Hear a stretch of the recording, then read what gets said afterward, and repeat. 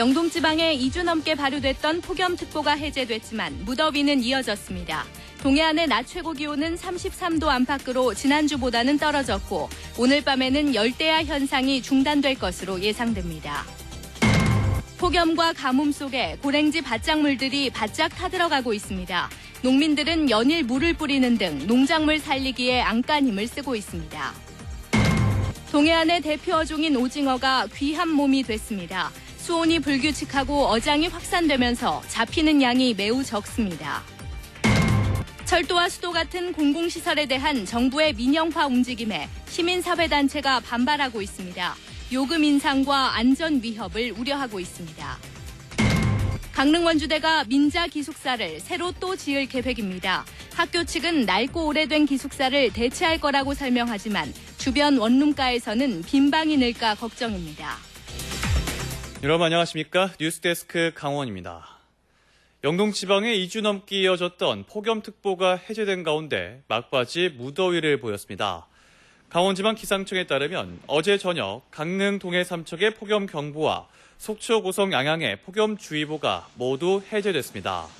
오늘 강릉의 낮 최고 기온은 34.5도로 다시 35도 아래로 내려갔고 속초 32.5도, 동해 30.4도로 지난주보다 3, 4도가량 내려갔습니다. 또 어젯밤과 오늘 아침에는 17일째 열대야 현상이 나타났지만 오늘 밤에는 기온이 25도 아래로 떨어질 것으로 전망됩니다. 폭염과 가뭄이 계속되면서 다음 달 출하될 동해안 고랭지 채소들이 바짝 타들어가고 있습니다. 농민들은 연일 물을 뿌리는 등 농작물 살리기에 안간힘을 쓰고 있습니다. 홍한표 기자가 전해드립니다. 강릉시 왕산면 대길이의 한 배추밭. 폭염과 가뭄에 일부 배추들이 누렇게 타들어갔습니다. 무 밭은 상황이 더 심각해서 잎이 시들시들하게 변한 지 오래고 물을 뽑아보니 무 속에 수분이 빠져 탄력을 잃은 채 쭈글쭈글해졌습니다. 폭염과 가뭄이 이어지면서 이렇게 밭 작물마다 잎이 바짝 말라 있습니다. 아무래도 이제 날이 너무 가물고 그러다 보면은 날씨가 뜨겁고 하면 이제 많이 시들고 해서 무들이 잘 생장을 못하기 때문에 아무래도 출하 시기도 좀 늦어질 것 같고 그럴 것 같습니다. 네. 강릉 등 동해안 고랭지 채소들은 다음 달 중순부터 출하가 시작되기 때문에 이달 날씨가 생육에 결정적인 영향을 미칩니다. 하지만 8월 들어 영동 지방에 폭염특보가 보름 이상 지속됐고 강릉 지역에 내린 비의 양은 10.8mm에 불과해 예년의 10분의 1 수준을 밑돌고 있습니다. 농민들은 스프링쿨러 등을 이용해 배추와 무에 연신 물을 뿌리는 등 농작물 살리기에 안간힘을 쓰고 있습니다. 이번 주에도 비가 조금만 내릴 것으로 예보돼 농민들의 애만 타들어가고 있습니다. 해당 자치단체에서도 점검에 나서는 등 대책 마련에 분주합니다.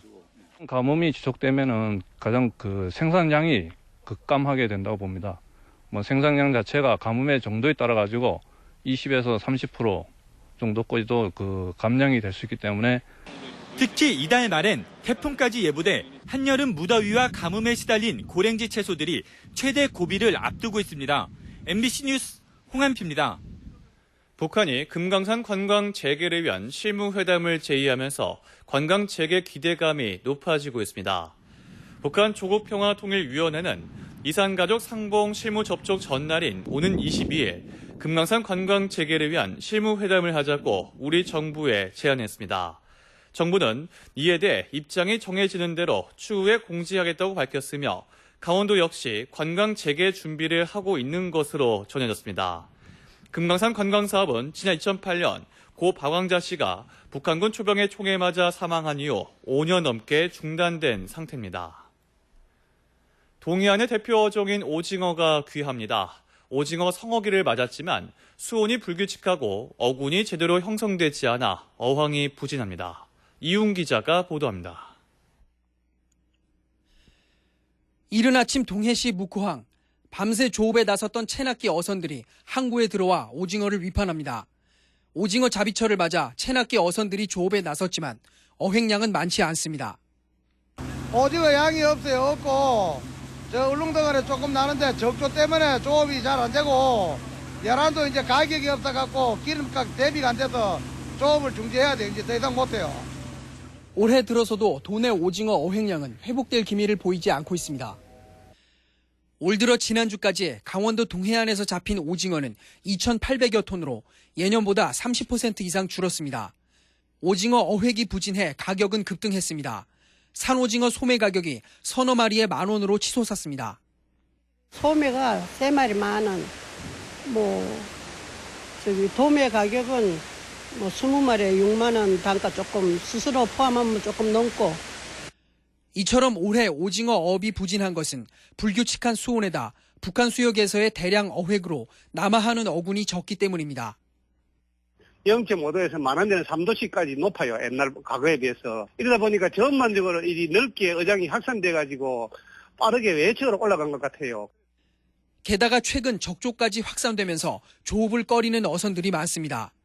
여름 피서철이면 풍어를 이루던 오징어가 올해는 어획량이 극히 적어 어민들의 한숨 소리만 커져갑니다. MBC 뉴스 이용입니다.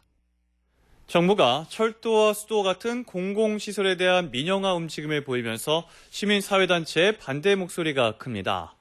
적자 누적으로 어쩔 수 없다고는 하지만 요금 인상과 시민들의 안전까지 위협받을 수 있다며 반발하고 있습니다. 백승호 기자의 보도입니다.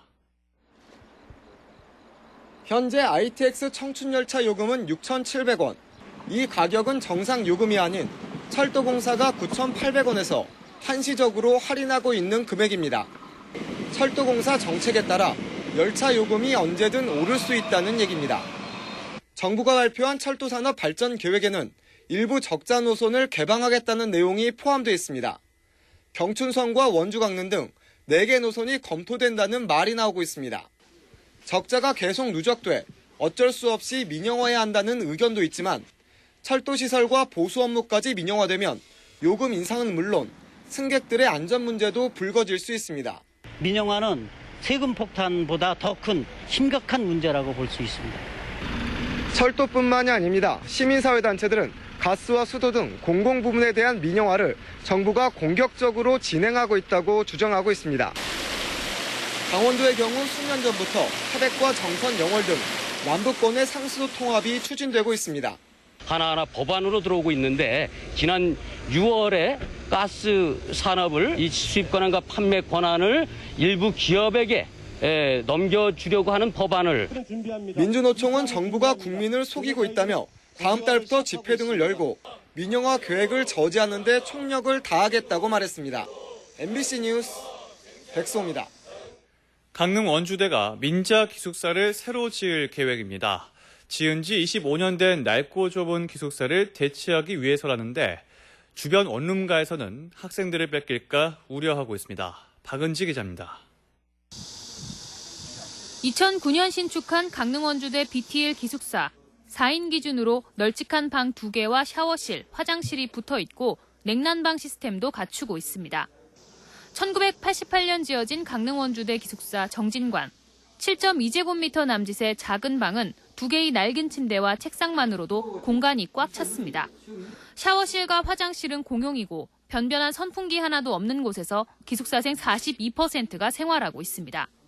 사정이 이렇자 강릉 원주대는 2016년까지 BTL 방식으로 기숙사를 새로 짓기로 했습니다.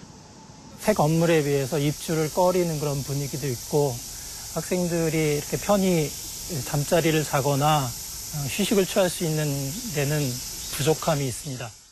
대학 주변 원룸가에서는 기숙사 신축 소식에 술렁이고 있습니다. 가뜩이나 빈 방이 남아도는데 수요가 더욱 줄어들까 우려하는 겁니다. 대부분 다 임자받고 이랬는데 필요한 2, 3억씩, 3억씩 다 갖고 있거든요. 방은 비어있고 생활은 안 되고. 이에 대해 대학 측은 낡은 시설을 개선해 좋은 교육 환경을 제공하는 것은 선택이 아니라 필수라고 강조했습니다. 실제로 기숙사를 선호하는 학생이 늘면서 기숙사 입주 경쟁률은 2.5대 1을 웃돌고 있습니다. 강릉 원주대 기숙사 정원은 1,700여 명으로 전체 학생 수 대비 수용률은 25%대에 머물고 있습니다. 한편 기존 시설의 정원이 727명인데 비해 신축 시설의 수용 인원은 400명이어서 옛 건물의 리모델링 여부와 용도에 따라 학교와 원룸업자들의 마찰이 예상됩니다. MBC 뉴스 박은지입니다. 한국은행이 추석을 앞두고 200억 원 규모의 특별 운전 자금을 지원합니다. 간추린 뉴스를 배원한 기자가 전해드립니다. 한국은행 강원본부와 강릉본부는 추석 자금 수요가 많은 도내 중소기업에게 200억 원 규모의 특별 운전자금을 지원합니다. 이에 따라 도내 금융기관이 도내 중소기업에 대출할 경우 업체당 4억 원 한도로 금융기관 취급액의 50% 이내에서 연리 1%의 자금을 지원합니다. 올해 속초 설악문화제는 시승격 50주년을 기념해 풍성하게 열립니다. 설악문화제는 10월 5일과 6일에는 설악산에서 산악 페스티벌이 열리고 10월 11일부터 13일까지 로데오 거리에서는 화려한 거리 페스티벌이 펼쳐집니다. 양양군은 10억여 원을 들여 노인 일자리 사업을 운영하는 한편 의료급여 수급자와 장기 요양 대상자, 시설보호 노인들에 대한 가사와 간병 지원 등 노인 복지 사업에 올해 112억 원을 투입합니다. 한국과학기술원 키스트 강릉 분원은 편백나무의 피톤치드를 활용하거나 강릉의 소나무를 활용한 건강 기능성 제품을 개발하기로 했습니다. 강릉장애인연대회의는 오늘 강릉시 옥천동 오거리 일대에서 장애인 종합복지관의 문제점 개선과 정상화를 촉구하는 거리 행진을 벌였습니다. 또 책임자 처벌과 강릉시의 후속 조치를 요구했습니다. MBC 뉴스 배현한입니다.